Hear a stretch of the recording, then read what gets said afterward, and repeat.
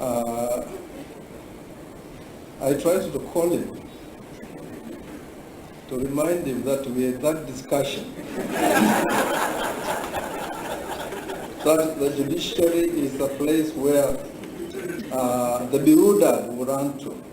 That's why we were called the Temple of Justice. Because that's where the Constitution protects anybody. Matiang'i, when his rights to privacy were violated, and I tried to call him. I wanted to tell him that we are protecting his rights because the politics of revenge is what the Constitution does not envisage.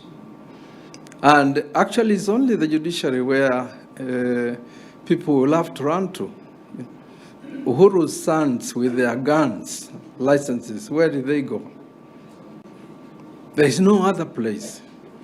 So it's my message to the politicians is that we must guarantee the independence, the integrity of the judiciary.